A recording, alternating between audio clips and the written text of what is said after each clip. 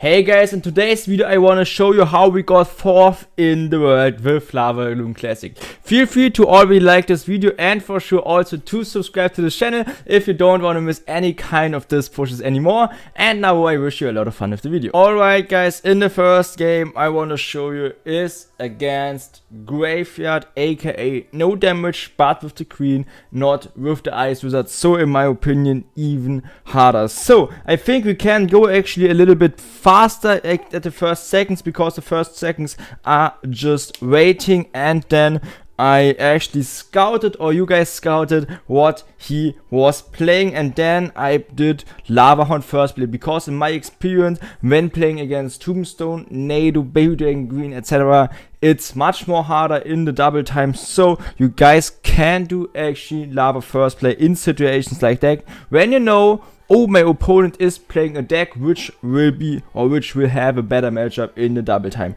Now I'm playing dragons against him. I knew he had to do something like that, for example the Nado or the poison, so for sure it wasn't a bad answer, and instantly getting actually around about 1000 damage at the first push is feeling for sure pretty great. Then I don't know what to do, so I'm going in with a Tombstone back at the left lane, where he's probably be going in with the Graveyard, so I'm not getting any kind of damage. And then I'm just waiting, playing as well the Mega Minion like that, and now I'm playing the Fireball also for sure the Valkyrie. I played the Fireball by the way guys, so the Tombstone is, or my tower isn't actually going onto the Valkyrie anymore, but for sure at the left lane I'm actually having a big problem, and you guys can see right now I'm already in a small damage problem, or in a small damage leak, so that's not pretty cool. But now you guys can see I'm going in with a Mega Minion. Why am I going in the offense with the Mega Minion? For sure because Mega Minion is much more better than the Baby Dragons against the poison, so going in with the Tombstone Deep for sure, and I'm just waiting, actually also going in with the Deep Dragons. And now it's time for the next Lava Hound at the bridge, and for sure you guys can see when playing against the Tombstone, when playing against the Nado, you guys actually never are getting his tower down by just a big Lavaloon push.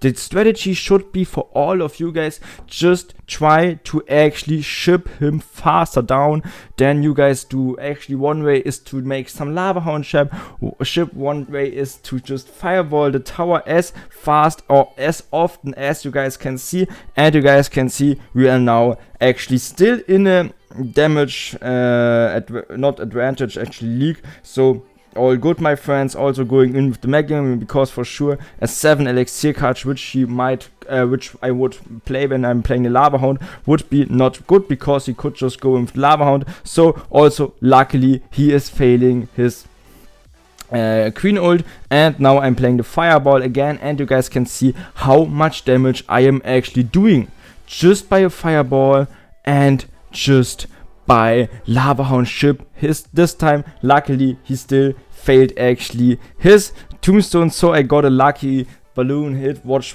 would be for sure a big deal for us. Now just cycling a Fireball onto his tower, and yeah, that's how I won against no damage with the queen. Alright guys, in the second game actually, and I think you guys already seeing it, I am trying to show you guys hard matchups, because actually the easy matchups everyone can win, and just the hard matchups are pretty important. And for sure now we are playing against Icebo, and Icebo is a hard matchup. For sure skipping again until he is doing something, because waiting actually in a replay is not smart, because we just can't skip. And now I had the feeling that I have to do something. For sure the start wasn't that good for us. We played the Valkyrie, he played the Valkyrie, and we are not having actually the Lava Hound in the hand, which is a big problem for us, because we can't really punish him always. So now it's time for the Lava Hound at the left lane, I guess. Yes, and actually when I'm thinking about it, it wasn't the smartest play, but I expected that he isn't the smartest player, which would be weird because he was already top 50. So I'm playing Lava Hound opposite lane, and for sure the key tip in my opinion is always try to take a fast tower trade, and this time we are getting that luckily because we just spamming in. We also I can't really remember because it's already pretty late when seeing that. I think the first push we didn't got much damage, but then the second push, yeah, the start was bad and I already expected actually a lose, also because somehow the lava pup is dying, so I'm just getting actually 2 Welker hits. But actually never give up until you are pretty sure that you lost. So I'm also not giving up this time, and you guys can see actually that it's also rewarding when not giving up instantly. Now playing a tombstone, so he can't really punish me at the left or the right lane, and now I'm playing a lava hound a deep higher, so I won't play too much troops behind them, and for sure when he is giving me Ice Wizard Tesla value, he has to do something wrong. So now playing the fireball, and for sure when I saw actually that his rocket went out, I'm just completely going in, also playing just the rail carrier at the bridge because I knew I just had to keep spamming actually. And now he also failed his Tesla, which was great for me, and actually not in a 1-1 at the same tower. Actually I wouldn't have won instantly, but for sure this is a much more better situation, especially because he still needs to play actually 8 elixir onto my tower. Also his rocket is out, which is actually the total hard counter against all of my big pushes. So again, the motto is just to keep spamming in. Also fireball is going in, so actually my skelly drags are surviving, and you guys can see the Tesla is doing a bad job. Also the Tesla is now focusing onto my balloons, so the dragons are keep spamming onto the tower. Also the last hit is by a dragon, and you guys saw the beginning, but you guys still saw the end, and the end was a win against Ice Bow. Alright guys, in the next game, and for sure you guys can trust me, I am searching actually hard counters or just counters out. So I don't think I should show you something like Queen Piggies,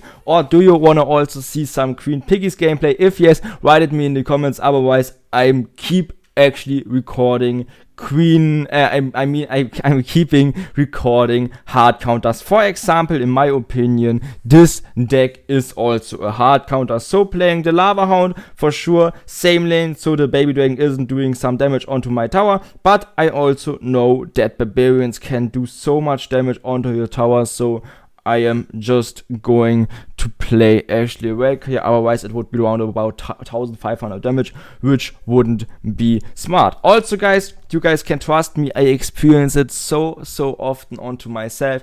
Don't go in with a fireball onto an Electro Dragon like this, because then he is just playing a Heal Spirit. Heal Spirit is healing the Electro Dragon up, and then you can already give up. So this time I know his baby dragon is out, so I'm just going opposite lane with the Lava Hound and also with the dragon. Now for sure he is unfortunately going in with the, how it is called, with the natives, so I'm not getting that much damage. But you guys can see, luckily in this situation the new Ballon was a buff for us, and now the important interaction is coming. We zap that, so we are not getting too much damage, and then I'm going in with the Mega Minion for sure. In this situation, for sure it could be an overextend, but after every push we are defending with much less damage, it's worth it. And also it's worth it instantly after we are able to defend nearly every barbarian push out of the goblin hut. So in my experience, try to go on a tower or onto the king tower, to try to activate the king tower when playing against E-Golem, because especially against E-Golem you are working a lot with your tombstone, and when playing the tombstone against the E-Golem, your king tower is always helping and always doing damage onto the E-Golem, and that's so important. And now it's actually slowly time to show you also the second trick, because the second trick is just actually usable in the double time, because just in the double time you have the elixir, and you guys can see playing the first fireball, and now I'm just trying to cycle as fast as possible back to the next fireball. You guys can see actually that I'm just playing the sheep cards like the tombstone, like the zap, not even playing the skellyjacks. So I have the fireball as fast as possible back into the hand, and now the fireball is coming in. Everything is dying. That's so insane.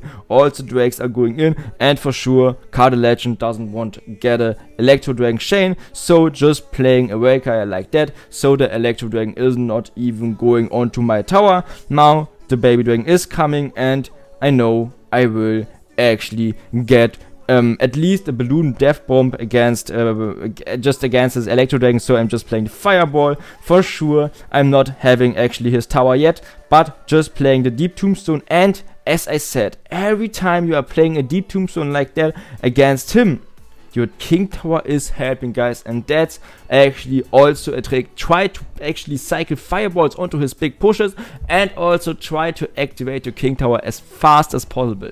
Alright guys, the last video for today will be against Locke Loves Princess, and actually Locke Loves Princess could be already for sure Locke bait, and that's also what it's going to be.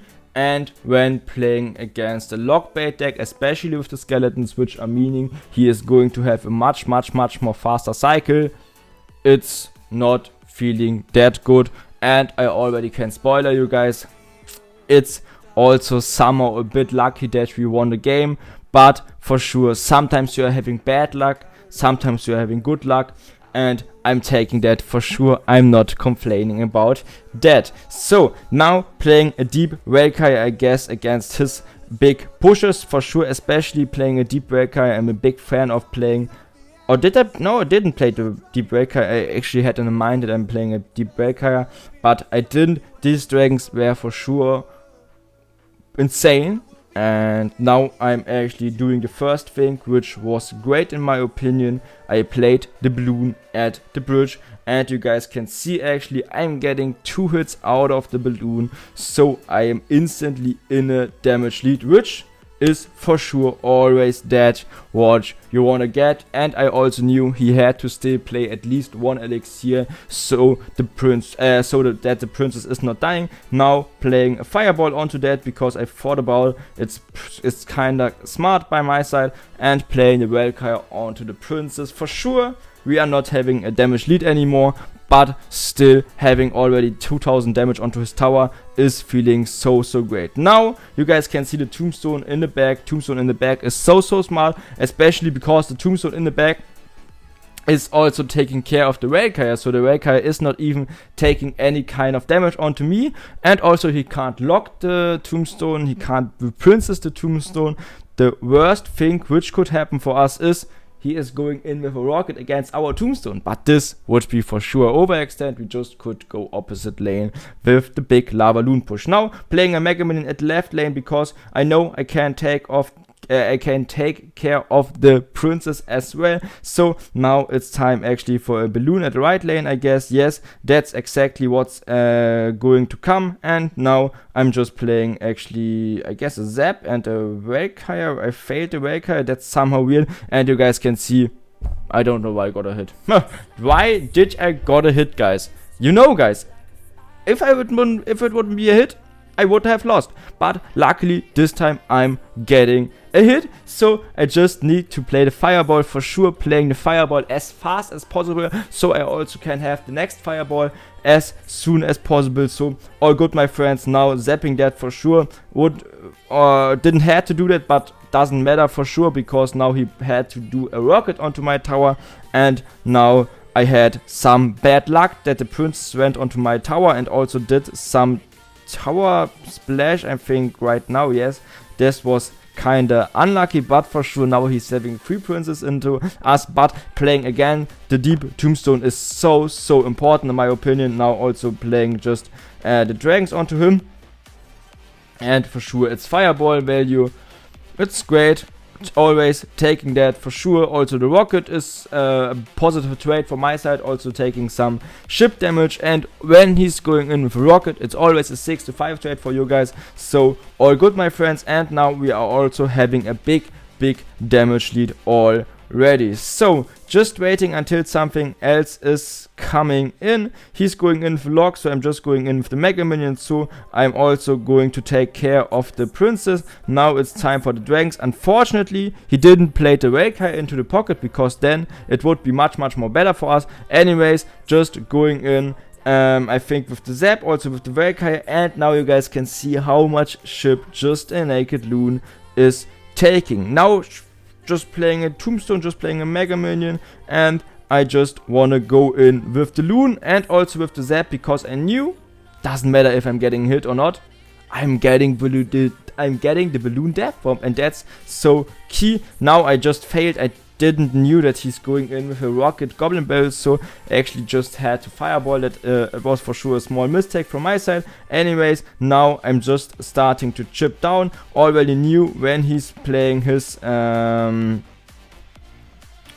rocket out in the offense, I'm not having a big problem for sure. Now I over panic. For example, when playing a Mega Man onto the rocket was an over panic, but it doesn't matter luckily for us guys. So now just playing a fireball, just playing a deep tombstone, and just keeping pressuring at the offense so he can't really go in. The dragons are finishing him, and yeah, that's how we won against Lockbait with the fire spirit and with the skelly, so he can cycle the skeleton, the princess, I mean, so fast. Yeah guys, that's actually it with the video. I hope you guys liked actually this kind of replay analysis, and see you next video guys.